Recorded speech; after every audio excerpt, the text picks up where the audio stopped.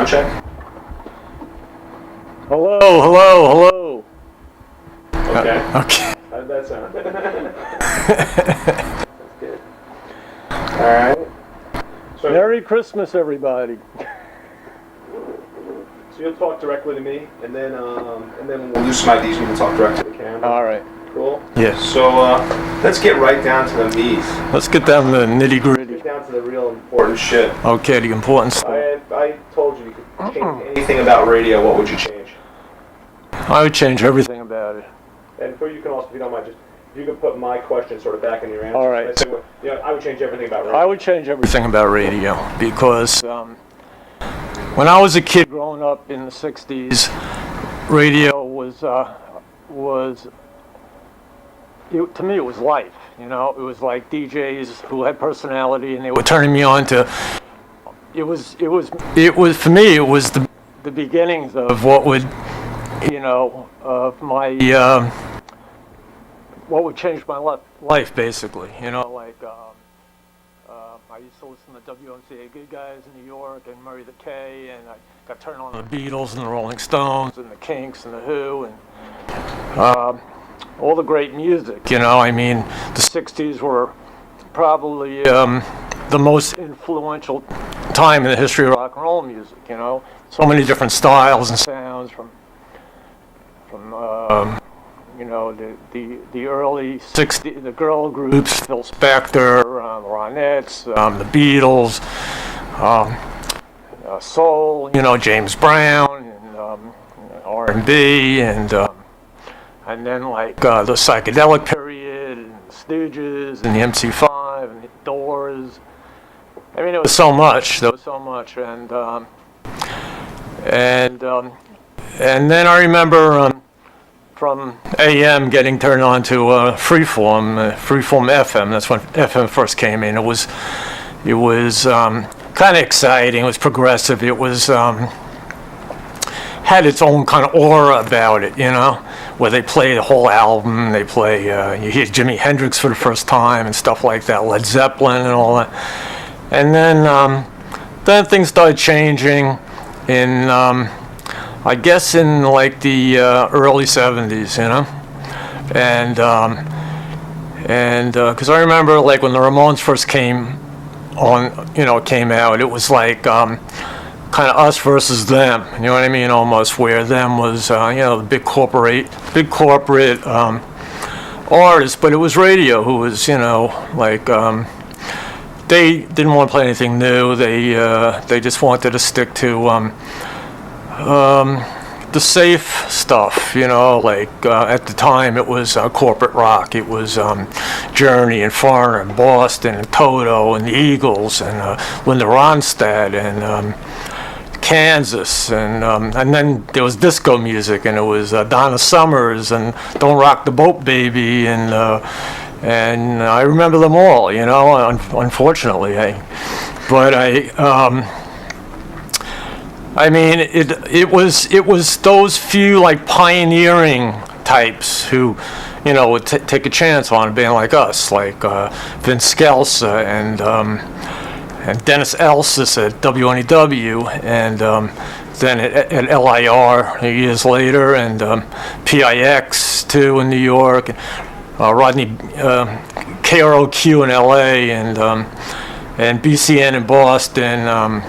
Oedipus, and there were like a few like pioneers scattered here and there that were passionate about the music. You know what I mean?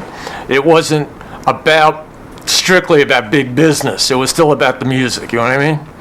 See, I feel there's a way for everyone to be able to make their quarters, but still be able to play. Like everything, like. Play the Beatles, play Motorhead, play U2, play Green Day and Offspring and Rancid and whatever. I mean, I don't see why all these bands can't coexist. It's not even that it's not even the coexisting. It's like kids want to be turned on to stuff. Kids are disgusted with radio. I mean, kids are like brainwashed to like this stuff. They don't know any better, you know. I mean, I don't knock a lot of these people because I know they're fans of the Ramones. There's a lot of music out there I can't stand today. I know it's very popular, you know, like this hip hop, rap, rock, heavy metal kind of stuff, you know, that to me it's all the same, it's all crap, you know what I mean? There's maybe one band that's, a couple of people out there, maybe Rage Against the Machine, at least they're like serious about what they do, you know? It's not like, oh, let's make some money and sound like Limp Bizkit or something like that, you know what I mean? It's like, you know, I mean, today it's not about being an artist, it's not about to me, like, you know, making music. Still, it's about the passion and love of making music, you know. And when I get, you know, when I hear something like that on the radio, which is rare, I mean, I'm in heaven, you know. And when people ask me to DJ on the radio or at a club, I mean, I bring the MC5 and I bring, you know, all kinds of stuff. But I mean, I like to turn people on to new things, you know, because that's what, to me, radio was all about, you know what I mean? And that's not what it's about anymore. It's just a formula, you know what I mean? I mean, even like K-Rock, it's a formula, you know? All right, so Sirius Satellite Radio. Getting back to the roots. Well, I change the music. I think it's revolutionary because I know, like, as a fan, I remember, like, I remember this vividly, like, back in the 80s, like when KROQ first started out, and the Ramones we'd spend a lot of time out in California. It was kind of like our second home. And that station in the early days was so great, you know, they play like great music, you know. And I remember when we'd be driving up to San Francisco, you know, it would start to fade away, you know, and I wanted to hang on to every last drop of it, you know, before it disappeared. But now with Sirius Radio, I could drive from LA to New York and still have the same channel, which, you know, can't ask for more than that. You know what I mean? That's great. Very cool. Tell us about what projects you're working on. I'm working on a solo record now. I got Marky Ramone on a couple of tracks, playing drums, and Daniel Ray on guitar, Andy Chernow from the Dictators on bass. But it's in its kind of early stages, and I'm not done yet. You know, I've also been working with a bunch of different bands, like producing or co-producing Ronnie Spector, her new record with Daniel Ray, which is really great. I mean, to me, Ronnie's music was always kind of like early punk rock in its own kind of way, because Ronnie was always cutting edge, you know, and the Ronettes, they had their own thing before they even got involved with Phil Spector, you know what I mean? And she just blows me away. She gives me the chills. I mean, her voice and her attitude, you know. But then there's a band called The Independents from South Carolina. They're into a kind of a horror punk ska kind of thing, and they're totally like over the top.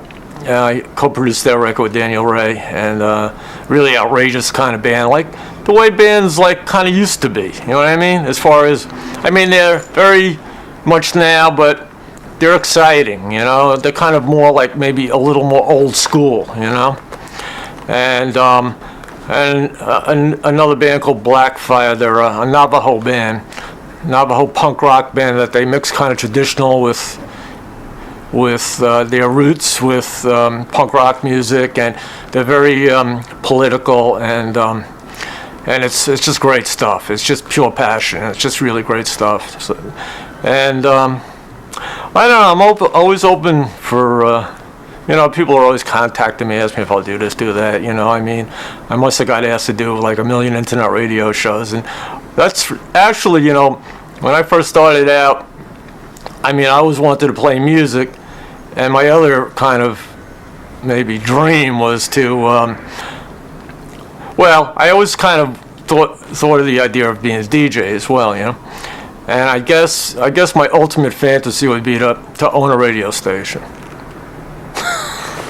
Okay. Commercials on radio. How do you feel about commercials on radio, and how do you feel about Sirius being commercial free?